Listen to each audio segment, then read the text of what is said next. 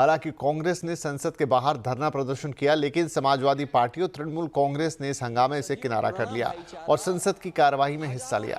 इस दौरान चीन सीमा विवाद पर विदेश मंत्री एस जयशंकर ने बयान देते हुए कहा कि चीन के साथ रिश्तों में सुधार आया है। Recent developments that reflect our continuous diplomatic engagement since then have set our ties in the direction of some improvement. तो संसद की कार्रवाई पर हम थोड़ी और बातचीत करेंगे। अब हमारे साथ जुड़ रहे हैं हमारे सहयोगी लक्ष्मण रॉय। तो लक्ष्मण, संसद में आज आखिरकार चलिए कामकाज तो शुरू हुआ, पहला ऐसा दिन जहां हमने कुछ बातचीत होते हुए देखी, कितनी सकारात्मक थी और क्या क्या हुआ?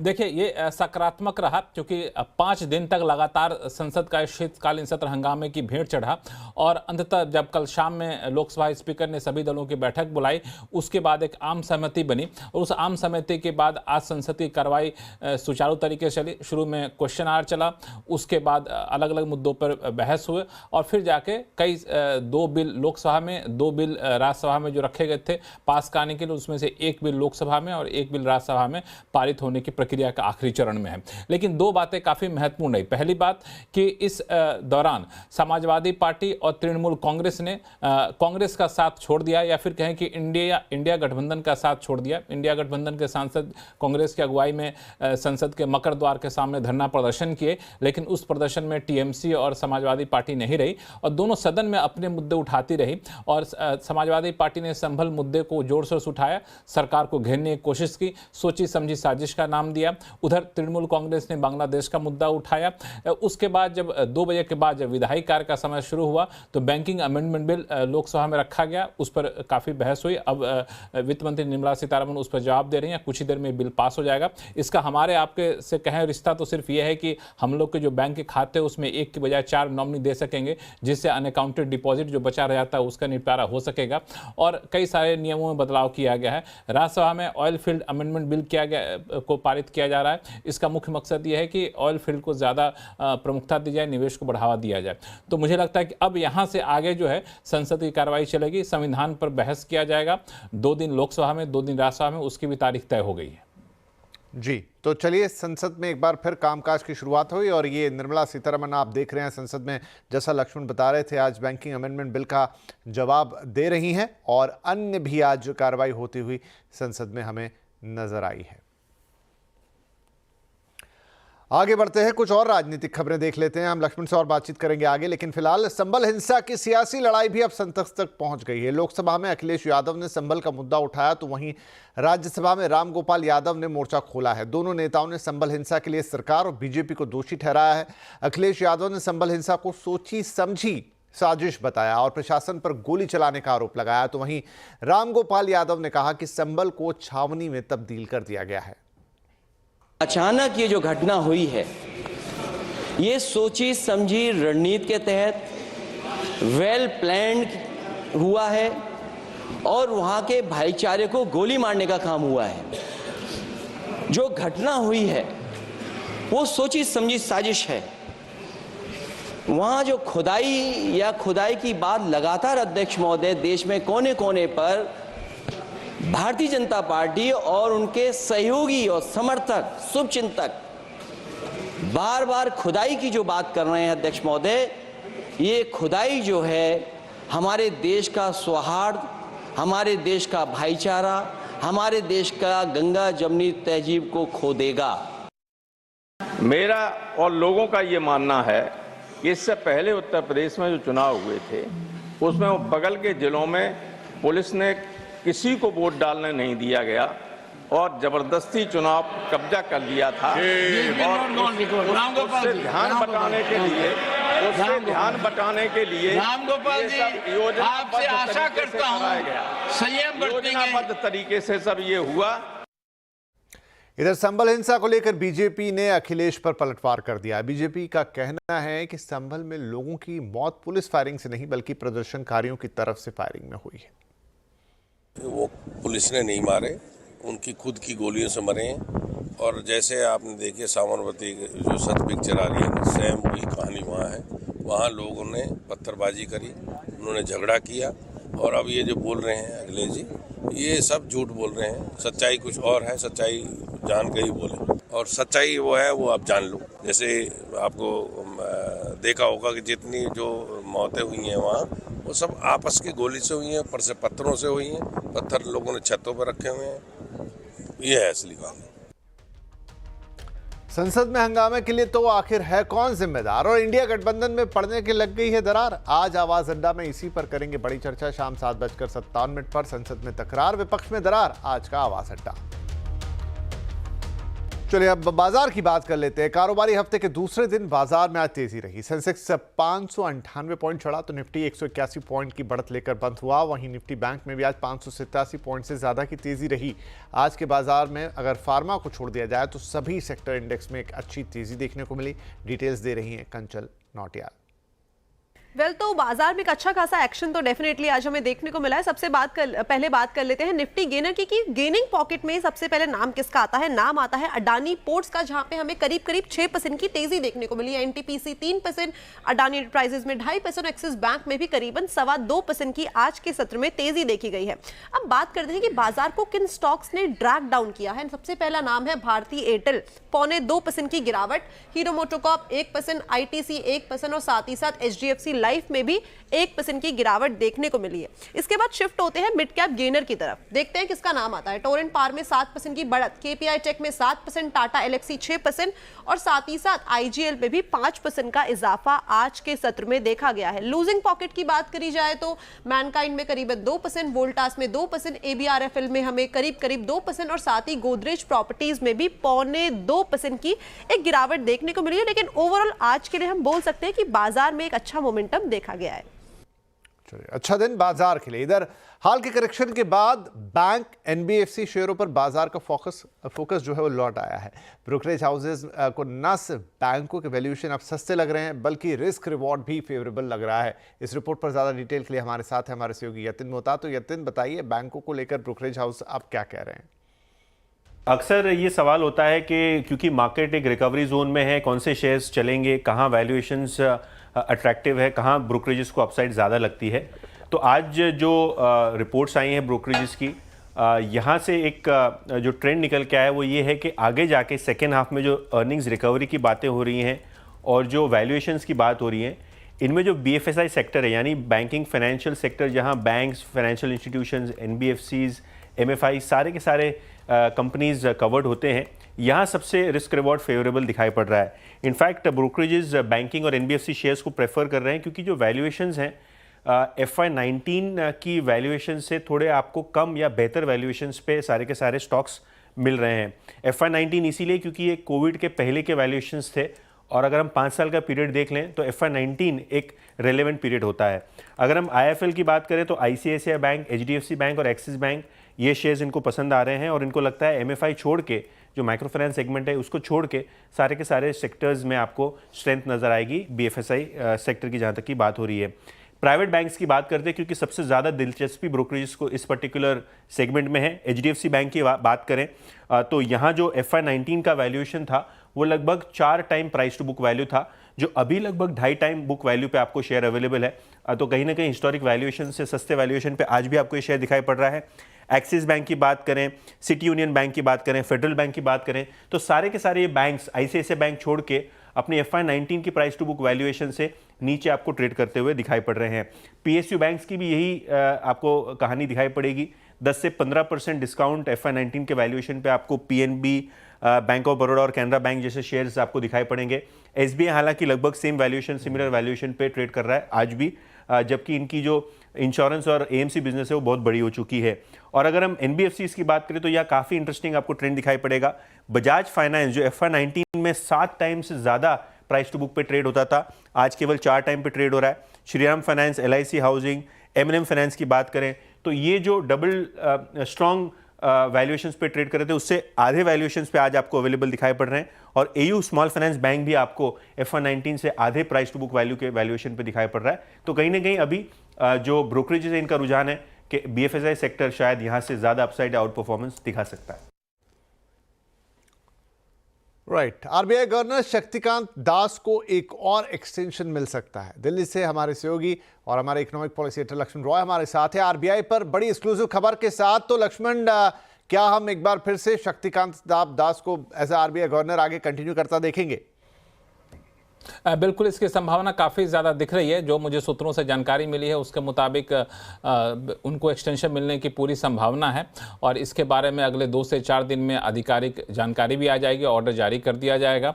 और ये जो एक्सटेंशन मिलेगा ये दरअसल कितने समय के मिलेगा इस पर एक सस्पेंस बरकरार है, लेकिन जो संकेत मुझे मिल रहे हैं उसके मुताबिक कम से कम 6 महीने, अधिक से अधिक 1 साल तक के लिए एक्सटेंशन मिलेगा। उनका कार्यकाल इसी 10 दिसंबर को ख़त्म हो रहा है, तो ये पॉलिसी की घोषणा का तुरंत बाद उनका कार्यकाल खत्म हो रहा है। तो सबकी निगाहें पॉलिसी पर भी टिकी हैं, उससे ज़्यादा कई लोगों की निगाहें टिकी हैं कि एक्सटेंशन मिलता है कि नहीं मिलता है। तो मुझे लगता है कि एक्सटेंशन मिल जाना चाहिए और ये दूसरा एक्सटेंशन होगा। इससे पहले एक बार 2021 में इनको 3 साल के लिए एक्सटेंशन मिला था।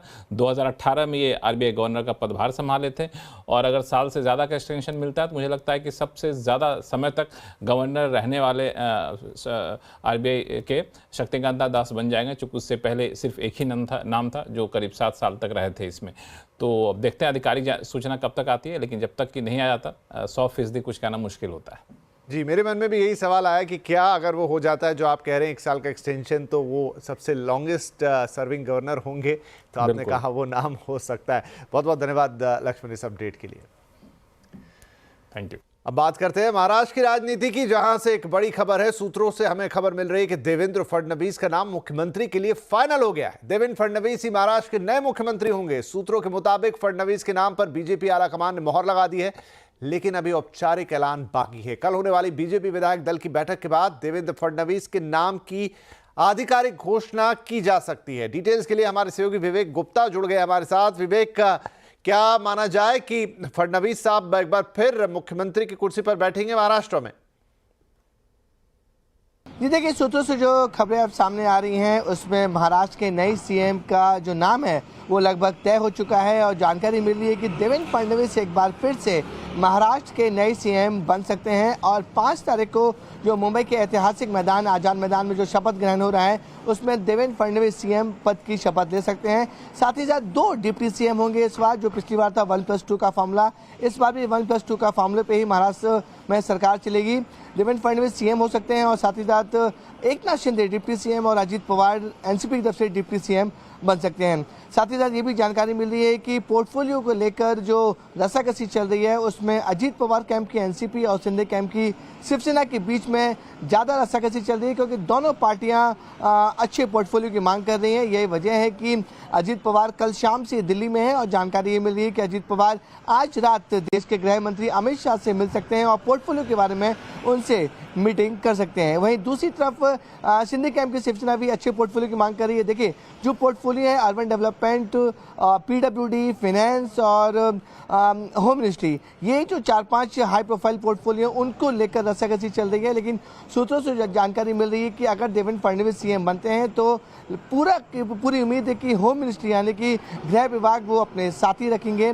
वो गृह विभाग किसी और को देने के इच्छुक में नहीं दिख रहे हैं। अब सब कुछ जो है वो स्टेज जो है वो पूरी तरह से तैयार हो चुका है। बीजेपी के आलाकमान ने 2 ऑब्जर्वर नियुक्त किए हैं बीजेपी की विधायक दल की मीटिंग के लिए। गुजरात के पूर्व सीएम विजय रूपानी और केंद्रीय मंत्री निर्मला सीतारमन मुंबई आने वाली हैं। कल सुबह 10 बजे विधान भवन के सेंट्रल हॉल में बीजेपी की विधायक दल की मीटिंग होनी है और ये लगभग तय माना जा रहा है कि विधायक दल का नेता कोई और नहीं बल्कि देवेंद्र फडणवीस होंगे और 5 तारीख को आज़ाद मैदान में वो शपथ ग्रहण में शामिल होंगे और सीएम पद की शपथ लेंगे। साथ ही साथ ये भी जानकारी मिल रही है कि शपथ ग्रहण को बड़ा समारोह बनाने की कोशिश की जाएगी, जिसमें पीएम मोदी, एचएम अमित शाह और एनडीए राज के लगभग 22 चीफ मिनिस्टर इस समारोह में आने वाले हैं। इसलिए सुरक्षा के कड़े बंदोबस्त भी किए जाएंगे और बीजेपी के तमाम बड़े नेता शपथ ग्रहण में समारोह में शामिल होंगे।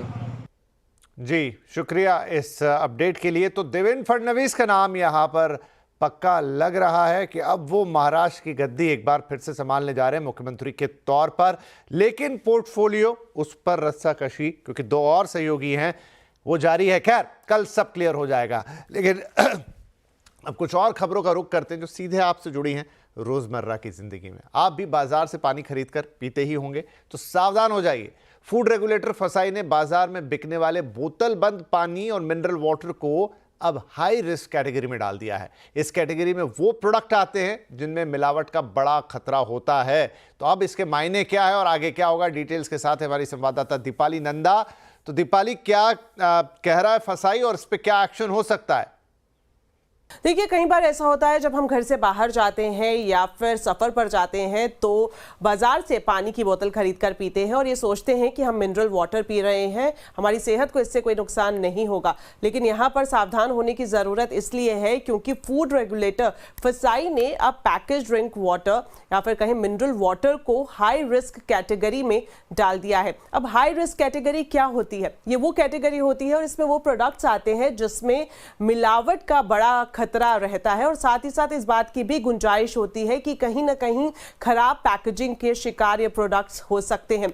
इस वक्त अगर हम पूरी मार्केट को देखें तो हम देखते हैं कि कई सारे ब्रांड्स हैं जो बोतल बंद पानी बेच रहे हैं, तो उनकी एफिकेसी क्या है इसको सुनिश्चित करने के लिए और साथ ही साथ जो बोतल बंद पानी आप पी रहे हैं वो आपकी सेहत पर बुरा असर ना डाले, तो FSSAI ने नए नियम लागू किए हैं जिसमें मुख्य तौर पर अब जितनी भी मैन्युफैक्चरिंग यूनिट है जहां पर ये पैकेज्ड वाटर तैयार किया जाता है, एनुअली इनको थर्ड पार्टी ऑडिट कराना मैंडेटरी फूड रेगुलेटर की तरफ से किया गया है और साथ ही साथ इस बात का भी प्रावधान रखा गया है कि अगर ऑडिट में सब कुछ सही पाया जाता है, क्लीन चिट मिल जाती है, तभी जो मैन्युफैक्चरिंग यूनिट है उसके लाइसेंस को रिन्यू किया जाएगा। तो अभी की अगर हम बात करें तो कुछ इस तरह की स्थिति है कि एक बार जब लाइसेंस मिल जाए तो जो मैन्युफैक्चरिंग यूनिट्स हैं वो बिना ऑडिट के, बिना इंस्पेक्शन के कई सालों तक बेरोक टोक अपनी यूनिट्स को चलाती रहती हैं। लेकिन अब ये जो नियम है इनको काफ़ी सख्त कर दिया गया है और मकसद यही है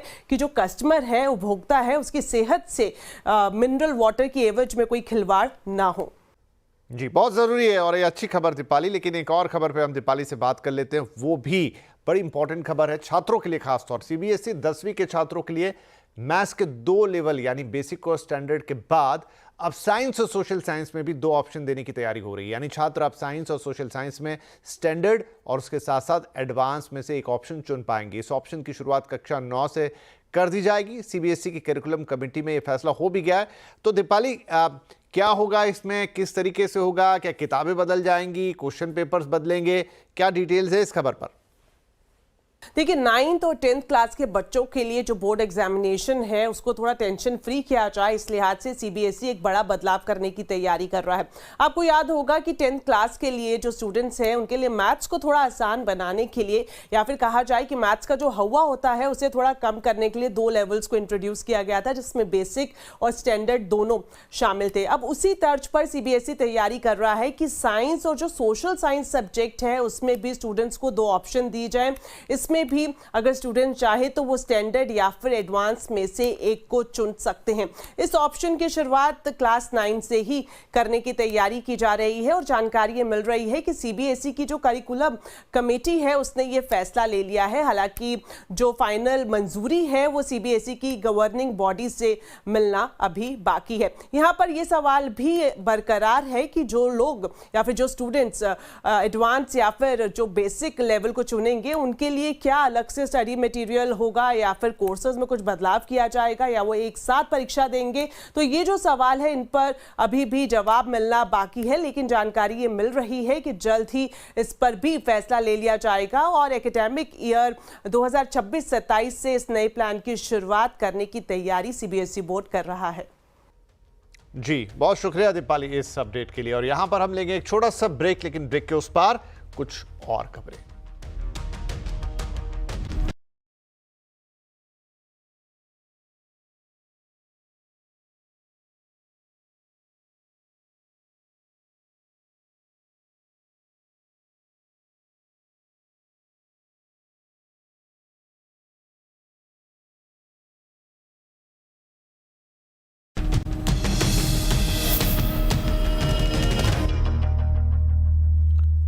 वेलकम बैक, आप देख रहे हैं आवाज समाचार। और कुछ और खबरें आपके लिए। बांग्लादेश में हालात लगातार गंभीर हो रहे हैं। हिंदुओं पर हमले बढ़ गए हैं।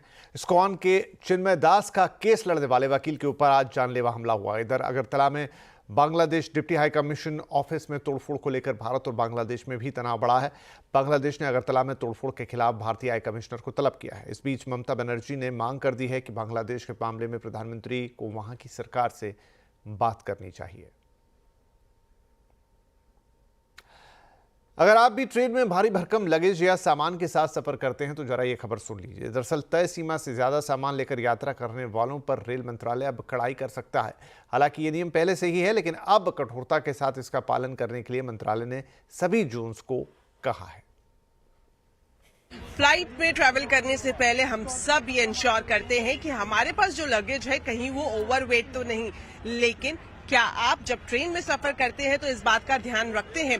अगर नहीं तो अब आपको ध्यान रखना जरूरी होगा, क्योंकि रेल मंत्रालय की तरफ से अब ऐसे पैसेंजर्स पर सख्ती की जाएगी जो तय सीमा से ज्यादा सामान लेकर ट्रेन में सफर करते हैं। हालांकि इसमें कुछ नया नहीं है, करीब 2 से 2.5 साल पहले ही रेलवे की तरफ से ये प्रावधान किया गया था कि अगर तय सीमा से ज्यादा लगेज किसी यात्री के पास होता है तो उस पर जुर्माना लगाया जाएगा। अगर मैं सीमा की बात करूं लगेज की, तो एसी फर्स्ट में ये 70 किलो है जो कि फ्री आप अपने साथ लेकर जा सकते हैं। एसी 2 की बात करें तो इसमें जो फ्री परमिसिबल लिमिट है वो 50 किलो की है, और वहीं एसी 3 में ये लिमिट 40 किलो की और स्लीपर क्लास में भी ये लिमिट 40 किलो की है। लेकिन अक्सर रेलवे मंत्रालय का ये कहना है कि खास तौर पर अगर हम 3rd एसी क्लास की बात करें तो देश भर में ज्यादातर जोन्स में लोग एक्स्ट्रा लगेज के साथ ट्रैवल कर रहे हैं, जिसके चलते कई बार स्टैम्पेड जैसी स्थिति भी देखने को मिलती है। दूसरे यात्रियों को इससे परेशानी होती है। तो अब सख्ती करने के मूड में है रेल मंत्रालय। तो ऐसे में अगर आप ट्रेन में ट्रैवल कर रहे हैं तो ये जरूर जान लें कि कहीं आप तय सीमा से ज्यादा लगेज लेकर तो नहीं जा रहे हैं। तो अगली बार जब ट्रेन में सफर करें तो ध्यान रखिएगा अपने लगेज का। अब कश्मीर में शिकार का सफर और सुहाना हो गया है। दरअसल शिकारा बुकिंग अब आप घर बैठे उबर से भी करा सकते हैं। ग्राउंड रिपोर्ट दे रहे हैं हमारे सहयोगी सरोज कफिल।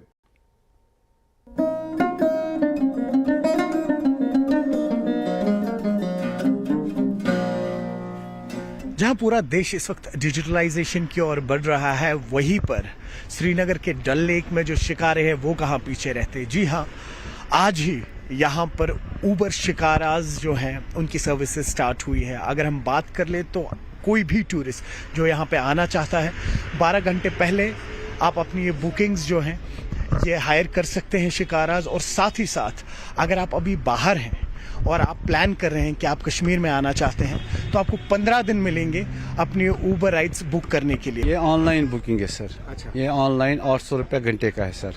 इसमें घंटे में दिखाते हैं वो स्विमिंग बोट है, कबूतर खाना है और लोटस है और फ्लोटिंग गार्डन्स है और वो मार्केट और नेहरू पार्क। इससे आसानी हो जाएगा हर एक चीज़ में सर। और ये अभी फुली फंक्शन हो गया है, स्टार्ट हो गया क्या? स्टार्ट हो गया सर, स्टार्ट हो गया। हमने कस्टमर भी लेके गया है, बहुत अच्छा लग रहा है। ये बताइए कि इससे कोई फर्क तो नहीं पड़ा जो बाकी शिकारे वाले थे? नहीं, इसमें कौन सा फर्क पड़ेगा। जो रेट है वही गवर्नमेंट रेट है और चीटिंग भी नहीं होगा इससे कस्टमर। इतना ऐसा बात है सर। बहुत शुक्रिया। अभी जगह जगह पे रेट लगा है, यही रेट हम कर रहे हैं सर। जो गवर्नमेंट ने हमें दिया है वही रेट सर। तो ये अभी आप जो देख रहे हैं इस वक्त, किस तरीके से कोई भी टूरिस्ट यहाँ आना चाहता है या लोकल्स हैं वो अपनी राइड बुक करना चाहते हैं तो ये आप देख सकते हैं किस तरीके से, जैसा हम आपसे कह रहे थे कि आज ही ये देखिए आइकन भी बना हुआ है शिकारा का। तो इस तरीके से आप बुक कर सकते हैं। आप देखेंगे कितने बजे आपको पिक किया जाएगा, राइड कितने बजे बुक की गई है, एग्जैक्ट आपका लोकेशन कहाँ पे होगा। और अगर आप कैंसिल भी करना चाहते हैं किसी कारण से राइड तो वो भी आप कर सकते हैं। कुल मिला के अगर बात की जाए तो एडमिनिस्ट्रेशन का एक बहुत ही बड़ा स्टेप है ताकि तमाम टूरिस्ट जो यहाँ पे आते हैं उनको एक ईज़ मिले और जन्नत बेनज़ीर का एक रियल एक्सपीरियंस मिले।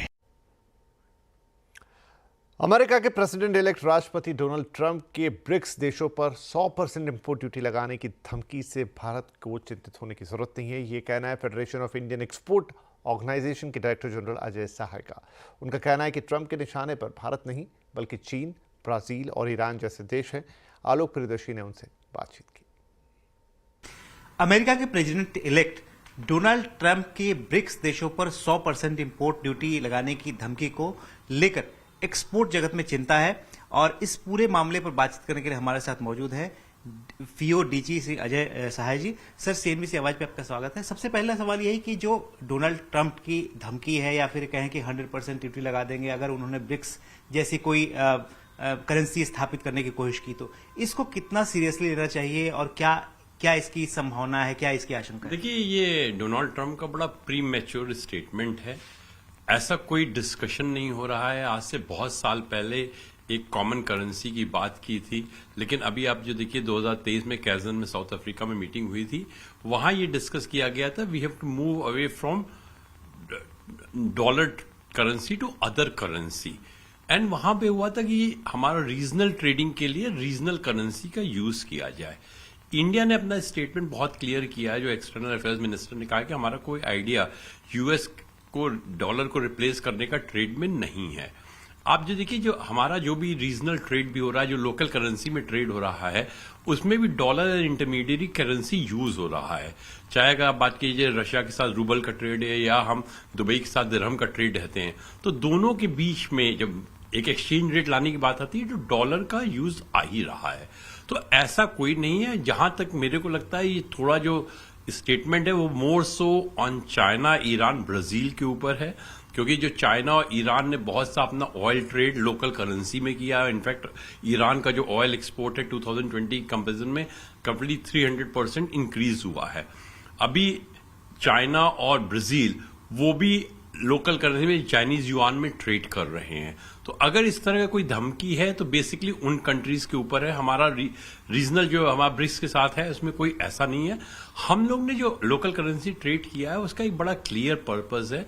बहुत से कंट्रीज ऐसे हैं they are short of foreign currency. चाहे बात कीजिए आप श्रीलंका की बात कीजिए या नेपाल की बात कीजिए या बांग्लादेश की बात कीजिए, तो जब वो शॉर्ट ऑफ फॉरेन करेंसी में, तो फॉरेन करेंसी में उनके साथ trading day to day possible नहीं है। वहां पे हम लोगों ने लोकल ट्रेडिंग अरेंजमेंट किया हुआ है, जैसे एक लिमिटेड फ्रीक्वेंसी पे जो भी डिसाइड करते हैं उस पे सेटलमेंट होता है। तो जो नॉर्मल एक्सपोर्ट इंपोर्ट है वो दोनों साइड अपनी लोकल करेंसी में करते हैं और central bank of the country at A given frequency उसको वो करता है। बट इन सबको भी अगर देखिए तो हमारा टोटल ट्रेड में इनका शेयर अभी 2% भी नहीं है। तो ऐसा कोई इंडिया का नहीं आइडिया और एक्सटर्नल अफेयर्स मिनिस्टर ने इसको बहुत क्लियर किया गया है। मे बी अगर ये एक तरह की धमकी भी है तो धमकी इंडिया की तरफ टारगेटेड नहीं है, probably it's more targeted toward some of the countries who are dealing in local currency and benefiting because of that. चलिए, तो इस बुलेटिन में फिलहाल इतना ही। आपसे इजाजत लेंगे, लेकिन आगे आपके लिए होगा कल का बाजार। नमस्कार।